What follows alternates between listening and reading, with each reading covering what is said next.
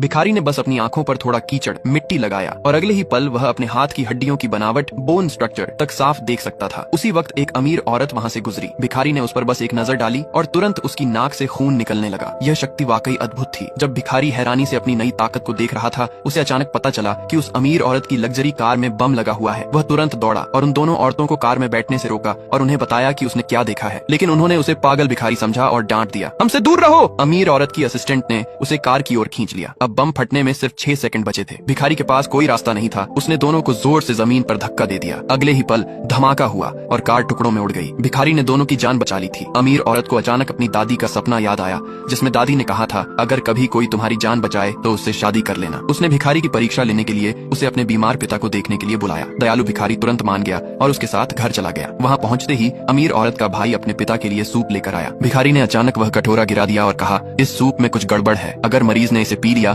तो वह 1 घंटे से ज्यादा नहीं जिएगा। भाई गुस्से से चिल्लाया, तू पागल है, यहाँ झगड़ा करने आया है क्या? लेकिन भिखारी ने सूप से काली ऊर्जा से भरा कीचड़ का गुच्छा निकाला, जो असल में जहर का स्रोत था। फिर भी कोई उस पर यकीन नहीं कर रहा था, क्योंकि यह सब माँ और बेटे की साजिश थी। वे सारा विरासत, इनहेरिटेंस खुद रखना चाहते थे। भिखारी ने ठान लिया कि वह इन्हें बचकर नहीं जाने देगा। सबके ताने सुनते हुए भी उसने अपने थैले से एक झुर्रीदार आड़ू पीच निकाला और कहा, अगर मरीज इसे खा लेगा तो ठीक हो जाएगा। अमीर औरत ने बिना झिझके उस पर भरोसा किया, आड़ू का एक टुकड़ा काटा और अपने पिता को खिला दिया। अचानक पिता का शरीर जोर से कांपने लगा। माँ और बेटा मौका देखकर बोले, इसे पकड़ो, इसे कुत्तों के आगे फेंक दो। लेकिन तभी पिता की आंखें खुल गईं। उन्होंने सब कुछ सुन लिया था और जाना कि भिखारी ने ही उनकी जान बचाई है। उन्होंने तुरंत अपनी बेटी की शादी उस भिखारी से तय कर दी और उसे 10 और मिलियन वाला ब्लैक कार्ड दिया। भिखारी अब आदमी जब घर से निकला तो उसे गुंडों के एक गिरोह ने घेर लिया। वह समझ गया, ये जरूर उस अमीर औरत के भाई की साजिश है। गुंडे हमला करने ही वाले थे कि आदमी ने खुद को एक थप्पड़ मारा और वह अचानक गायब हो गया। सभी गुंडे हक्के बक्के रह गए। जब वह फिर प्रकट हुआ तो वह देवलोक, हेवनली रियल्म में था। वहाँ तमाम देवता उसकी ओर झुक रहे थे।